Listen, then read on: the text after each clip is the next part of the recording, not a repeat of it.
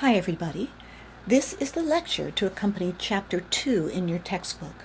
I highly recommend you read Chapter 2 as it contains a lot of information that I simply don't have time to address in this short lecture. This lecture will be broken down into two separate parts. This first part, I will talk about culture, and in Part 2, I will discuss gender. So, let's get started. But before we begin, I want to talk a little bit about the difference between generalizations and stereotyping. Social scientists have to generalize about populations quite a bit in order to make sense out of them.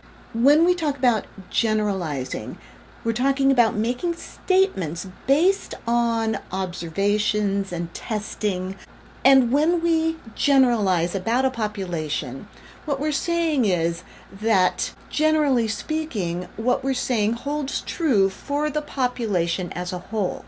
It does not necessarily hold true for any individual within that set. Now compare that with stereotyping, which we've all learned is probably not the best thing that you can do when you're talking about people outside your own population. Stereotyping is where you create or sustain inequalities among things like race, age, gender, class, and how you do it is by you take a generalization and you say that every member of that group has that particular quality or character, which of course is not true. Or creating stereotypes about a particular group that are a distortion of the truth.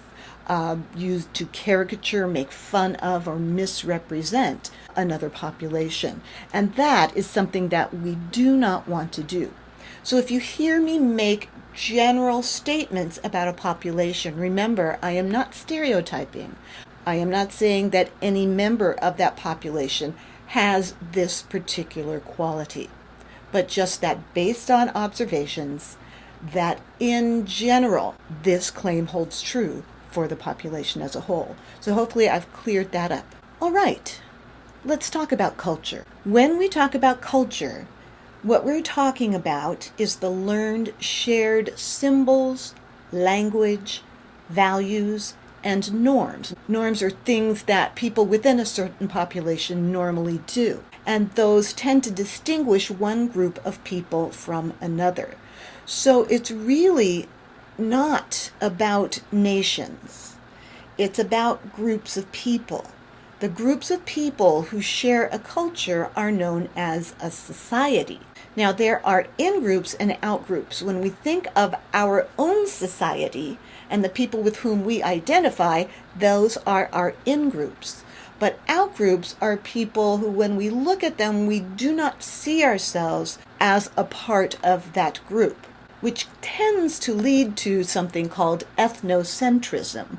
Ethnocentrism is a very human trait, but it's something that the more knowledgeable you become about the world, the more you try to steer clear of ethnocentrism, which is a systematic preference for the characteristics of one's own culture. In other words, that you think that your own society or culture is better than another culture. And it's very, very common, but it certainly doesn't lead to greater understanding between cultures. So part of the reason why we still are very strongly ethnocentric is because it's a survival mechanism that's inbred into us. In the past, to be different was often synonymous with to be dangerous. So we saw people who are different from ourselves as potentially dangerous. And unfortunately, we still tend to be hardwired that way. And it takes a lot of focus and a lot of attempting to understand other cultures to really get over that. So how do we acquire a culture? Well, some people think that we are born into a culture, or that a culture is genetically acquired, but that is not necessarily the case. For instance, there are a lot of people who, based on the way they look, you might consider that they would consider themselves of Asian culture. and yet they were born here in America. They may be third or fourth generation Americans, and they consider themselves Americans first and foremost. So really, we acquire a culture by the process of enculturation, and that is that we learn from the culture that we grew up in, from the people who raised us, what our culture is and what we prefer. The looks of a person does not necessarily mean that they are of a particular culture. Just because they look like they belong to a particular culture does not mean that they do, or that they feel that they belong to that culture. What does a culture consist of? Well, the components of culture are symbols, language, values, and norms. Now, these can vary greatly from one culture to another. Let's take symbols. Think about the symbols that represent American culture. What springs to mind might be the Statue of Liberty, apple pie, baseball. If you think about English culture, it could be Big Ben, soccer, pub crawling. So those are entirely different. The symbols that represent a culture are very different from one culture to another. Same thing with language. Now, it might not just be the language that you speak. Obviously, in America, we think that English is the best language of all, but anyone in a different culture probably feels much the same way about their native language. But we're not just talking about which language you speak, but also how you use language within a culture can vary from one culture to the next. And what about values? Values are the moral and ethical standards of what a particular culture believes ought to be, their highest values. So in America, we like to think of our values as hard work, honesty, integrity, freedom. Those are the things that spring to mind.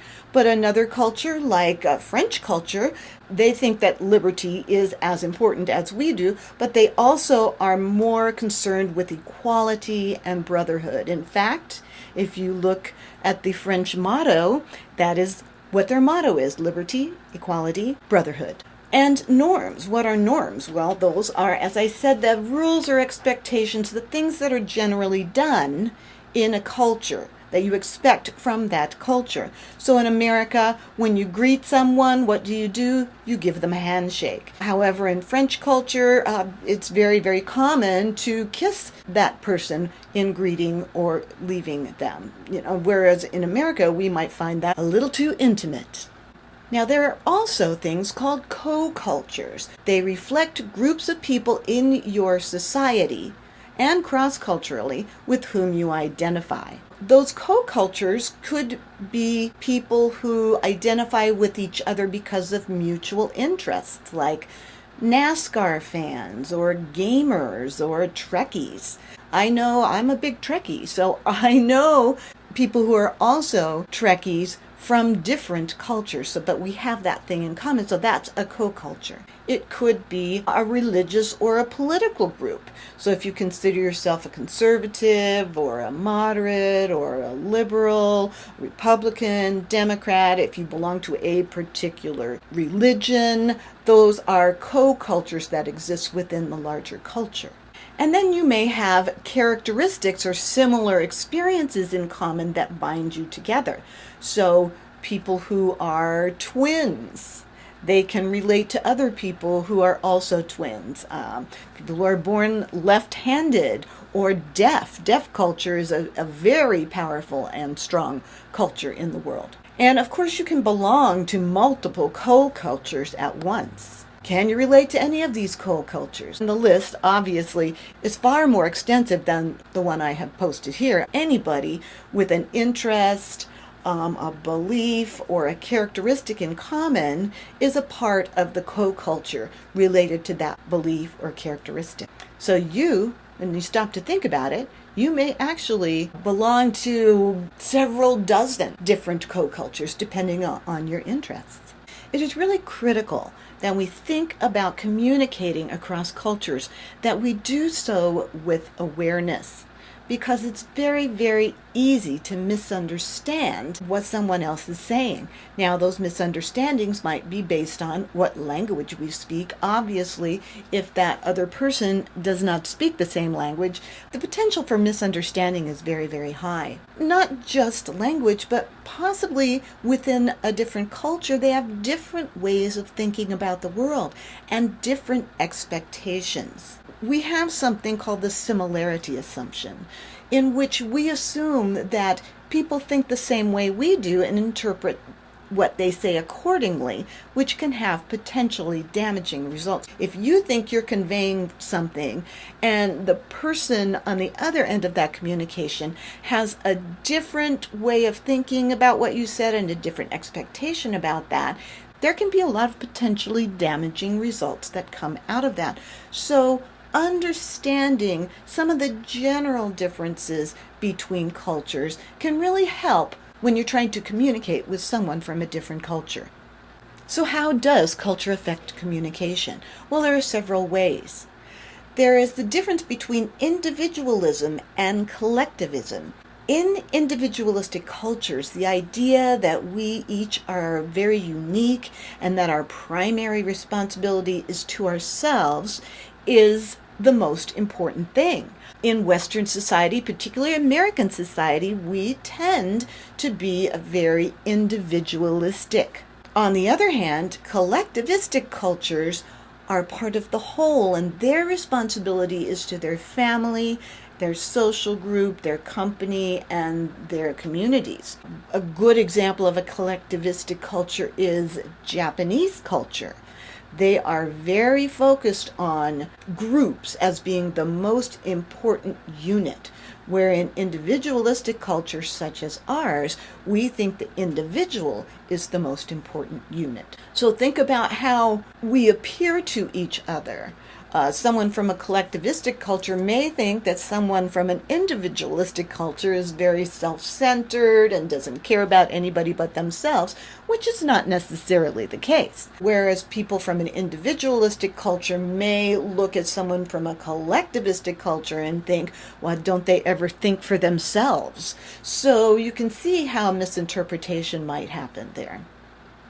There are high context cultures and low context cultures. And what we mean by context is the environment, the setting in which something exists or occurs. Now, in a high context culture, they believe that verbal communication should often be indirect. In other words, understanding the context, what's going on outside of the verbal expression itself, is critical to understanding the message. And in a high context culture, people are less direct and more formal. So high context equals low levels of verbal expression, and they rely heavily on nonverbal cues. In a low context culture, this is one in which people are expected to be direct and say what they mean. Low context culture means high verbal expression. You've heard the saying, say what you mean and mean what you say. Which culture do you think Americans belong to? If you said low context culture, you're right. We are straight shooters here in America. We believe that what you say is the most important thing in a communication. Whereas in a high context culture, again, I'm going to use Asian culture, particularly Japan, that they believe that verbal communication is indirect. Then we have high power versus low power distance culture. What that means is the way in which power is distributed within the society as a whole. In a high power distance culture, they believe that the concentration of power should be in the hands of certain groups, in the hands of a few people, whereas low power distance culture believes in the basic equality of all people and doesn't like the idea of any group acquiring too much power. For example, a high power distance culture might be Indian culture, where they have the caste system and it's only the people at the top of that system that have the most power. And the lower you go down this caste system, the less and less power you have until there are people with absolutely no power. On the other hand, a low power distance culture, again, we think of ourselves here in America as a low power distance culture because we ideally believe in the basic equality of all people. Even though we have this ideal that's built into our system of government that everyone is equal and nobody should have too much power, it's pretty obvious that power is in the hands of fewer people than we as Americans would like to think. So ideally, we are a low power distance culture, but in reality, we're probably more on the high power distance end of it. Not that we believe in it, just that that's the reality of the situation. Now, we even have masculine and feminine cultures. And this is as it relates to culture, not gender. Because in a masculine culture, they value ambition, achievement, acquisition of material goods, that kind of thing. Whereas in a feminine culture, it's much more likely that they would value what are traditionally feminine characteristics like sensitivity and nurturance and service. So again, we tend to think of ourselves in America as a masculine culture simply because we value these things like achievement and acquisition. Whereas there are lots of South American cultures and European cultures that consider themselves traditionally more feminine, as in they are sensitive to the beliefs and ideas of others. Quality of life is more important than getting things. So they may view each other very differently. A member of a masculine culture might see a feminine culture as wimpy, whereas someone in a feminine culture might view someone in a masculine culture as overbearing. And this is a really interesting difference between cultures. There are monochronic cultures and polychronic cultures. In a monochronic culture, we see time as a commodity. It's linear. So because it's always moving forward, we value promptness. And I say we because obviously Americans are very monochronic. We want you to be on time. We don't like lateness. In a polychronic culture, on the other hand, they see time as flowing, less structured, non-linear, and so the expectations about when you're going to be there vary according to the relationship. I'll bet you can see some potential misperceptions between these cultures. When I went to Hawaii, I took some scuba diving lessons, and I was there promptly at 2 p.m., but the scuba diving teacher didn't show up until about 2:45. Didn't give any apology, just came in, said, okay, let's get started, and didn't seem to be in the least sorry or apologetic or anything about being late. I was a little upset because it said 2 o'clock and I was there at 2 o'clock. So that's the difference, because I saw time as linear and that I'm always on time. I'm not only always on time, I'm always early. So in that way, I am very, very American and very, very monochronic. But understanding that other cultures just don't see time the same way can go a long way towards avoiding some problems. Let's move on to cultural communication codes. And when we're talking about specific ways in which different cultures use language and nonverbal communication to get particular ideas across. They do this through the use of idioms, jargon, and gestures. So let's take idioms. Idioms are figurative phrases that might mean something in a particular culture, but indeed might be meaningless when you try to interpret the words literally.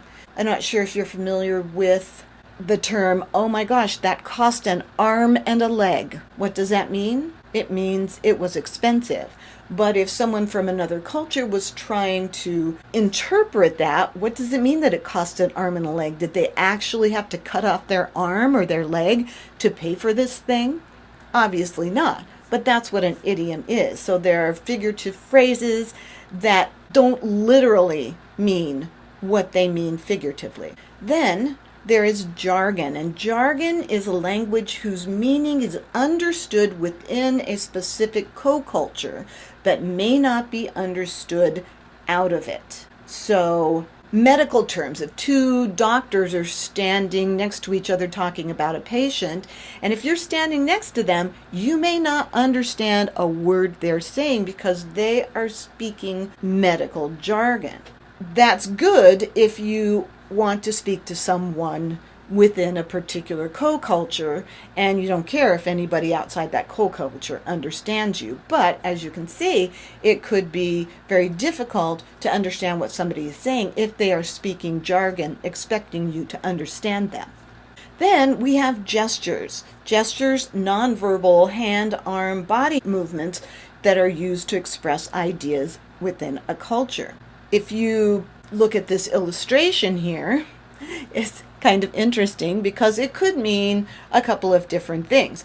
It could mean the Texas Longhorns. This guy does have a cowboy hat on, so maybe he's cheering on his team. It could also mean rock and roll, which I've done in the past at a particular concert. Or if you are from Italy, that actually is an obscene gesture. So as you can see, within a particular culture, it might mean a particular thing, but it might be offensive to someone outside that culture. So you really have to be careful. So, I want to leave you something to think about. Now that we know where culture comes from and the differences in the ways in which cultures might communicate and the way in which they understand the world, where do you think that your own ideals about culture came from? They could have come from any of these, but I think they came from a combination. Your parents' traditional viewpoint that you were raised with. And if you were raised within a religion, a specific culture, you get your ideas about your own and other cultures from those things. You even got it from the people that you hang out with, your friends and social circles.